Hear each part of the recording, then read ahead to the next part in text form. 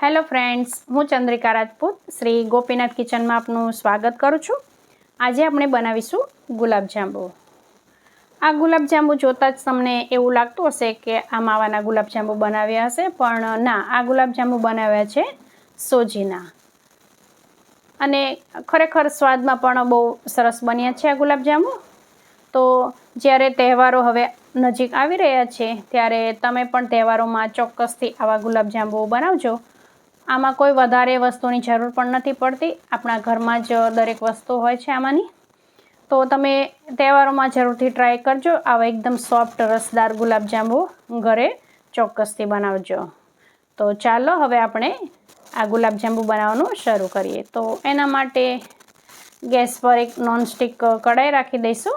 Gas on કરી લઈશું અને એમાં 1 કપ રવો, અને જો રવો ના હોય તો સોજી લઈ લેવાનો. રવો હોય તો વધારે સારું, એ થોડો ઝીણો હોય ને, એ લઈ અને એમાં 2 નાની ચમચી ઘી એડ કરી દઈશું. નોનસ્ટિકની કઢાઈ હોય એટલે એને ગરમ થતાં થોડી વધારે વાર લાગતી હોય છે, એટલે થોડી વાર માટે આપણે ગેસની ફ્લેમ મીડિયમ રાખીશું અને ત્યાર પછી લો ફ્લેમ કરી દઈશું. અને આવી રીતે કન્ટિન્યુઅસલી ચલાવતા રહીશું. અને આ રવાની આપણે જે કચાશ હોય એ દૂર કરવાની છે, એટલે આ રવો આપણે થોડો શેકી લઈશું. આનો આપણે કલર ચેન્જ થાય ત્યાં સુધી આને નથી શેકવાનો, આ રવાને, પણ એની કચાશ દૂર થાય ત્યાં સુધી જ શેકવાનો છે. એટલે 5 થી 7 મિનિટ લો ફ્લેમ પર શેકી લઈશું. અને ત્યારબાદ આમાં આપણે દૂધ ઉમેરીશું. તો 1 કપ રવો લીધો હોય તો એનું ડબલના ભાગનું આપણે દૂધ લેવાનું છે, એટલે 2 કપ દૂધ લઈશું. અને જો તમે પહેલી વખત બનાવતા હોય તો આનાથી થોડો ઓછો રવો લઈને પણ બનાવી શકો છો. હવે થોડું દૂધ ઉમેરતા જઈશું અને સારી રીતે આપણે મિક્સ કરતા રહીશું. ગેસની ફ્લેમ આપણે હજી પણ આપણે લો જ રાખવાની છે. અને એકસાથે દૂધ નહીં ઉમેરતા આપણે થોડું ઉમેરીશું. હવે આ બીજો કપ દૂધ છે એ પણ આપણે ધીરે ધીરે કરી અને ઉમેરી દઈશું. શરૂઆતમાં આમાં લમ્સ પડશે, પણ ધીરે ધીરે એ બધું જ મિશ્રણ એક સરખું થઈ જશે. એટલે અહીંયા જે બાકીનું દૂધ છે એ પણ હું ઉમેરી દઉં છું. હવે આમાં મેં મિલ્ક પાવડરનો ઉપયોગ કર્યો છે, 1 ચમચી જેટલો મિલ્ક પાવડર. પણ જો તમારા ઘરમાં મિલ્ક પાવડર ના હોય તો અત્યારે તમારે 2 ચમચી જે આપણે દૂધ ગરમ કરીને રાખ્યું હોય અને મલાઈ જામી હોય એ ઉમેરી દેવાની. એટલે મિલ્ક પાવડરનું કેવું છે કે ઘણા એના ઘરમાં રાખે, ના રાખે, અને આવી એક વસ્તુ બનાવી હોય તો એના માટે આપણે 1 ચમચી મિલ્ક પાવડર માટે કંઈ આખું પેકેટ લાવીએ નહીં. એટલે મલાઈ પણ ઉમેરી દેવાય, એનાથી પણ સ્વાદ સરસ આવશે. તો આ બધું આપણે સારી રીતે મિક્સ કરતા રહીશું, એટલે જે પણ લમ્સ હોય એ બધા આમ એકરસ થઈ જશે. મિશ્રણ જેવું આપણે લોટ બાંધ્યો હોય ને એવું થઈ જશે, બધા લમ્સ ભાંગી જશે. આવી રીતે આપણે તાવીથાથી એને તોડતા રહેવાનું છે. હવે આને પણ 5 થી 7 મિનિટ લાગશે અને પછી આ મિશ્રણ કઢાઈ છોડી દેશે. એટલે આ બધી પ્રોસેસ આપણે લો ફ્લેમ પર જ કરવાની છે.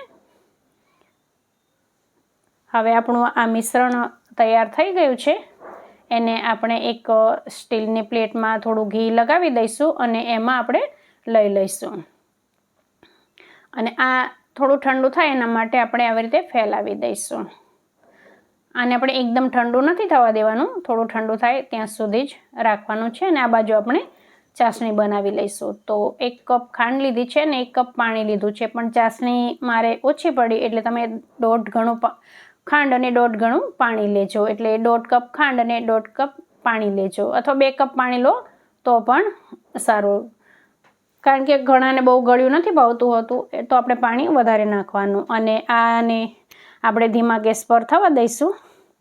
અને એમાં થોડી એલાચી અને થોડા કેસર, આપણે 7-8 તાંતણા જેટલું કેસર એડ કરી દઈશું. અને આને ધીમા ગેસ પર આપણે થવા દઈશું. આને વધારે આપણે એક તારની કેવી નથી કરવાની, જેવી આપણે ગુલાબજાંબુમાં કરતા હોય એવી જ કરવાની છે. હવે આ મિશ્રણમાં હું 1 ચમચી મિલ્ક પાવડર ઉમેરી દઈશ. મિલ્ક પાવડર જો તમારી પાસે હોય અને ઉમેરવાનો હોય તો બહુ વધારે નહીં ઉમેરવાનો, આટલો જ ઉમેરવાનો, 1 થી વધીને આપણે 2 ચમચી. આ મિશ્રણ જ્યારે હું ગેસ પર દૂધ નાખી અને બનાવી રહી હતી ત્યારે એ દૂધ અંદર શોષાઈ ગયું. પછી મેં 7-8 દાંતણા જેટલું કેસર ઉમેરી દીધું હતું, જે તમને દેખાડવાનું રહી ગયું. આને 5 થી 7 મિનિટ આવી રીતે આપણે મસળી દેવાનું. તમને વધારે એવું લાગે તો હાથમાં થોડું ઘી લગાવી દેવાનું, પણ કાંઈ જરૂર નહીં પડે. આ ધીરે ધીરે આમ કરીશું એટલે એકદમ આ સોફ્ટ મિશ્રણ તૈયાર થઈ જશે. અને તમને બહુ ઢીલું થઈ ગયેલું મિશ્રણ લાગે ને તો થોડુંક મેંદો ઉમેરી દેવાનો, 1 ચમચી જેટલો. જો એકદમ આ સોફ્ટ મિશ્રણ તૈયાર થઈ જશે. એટલે આમાં આપણે મસળવામાં ખાસ ધ્યાન દેવાનું, નહીંતર આપણે ગુલાબજાંબુ બનાવીએ એ તળીએ ત્યારે તૂટી જતા હોય છે. હવે આ જે બધું ચોટ્યું છે પ્લેટમાં એ વખતે ઉખાડી લઈશું અને બધું સારી રીતે આપણે ભેગું કરી લઈશું. હવે આપણે ગેસ પર તેલ ગરમ થવા માટે બાજુમાં મૂકી દઈશું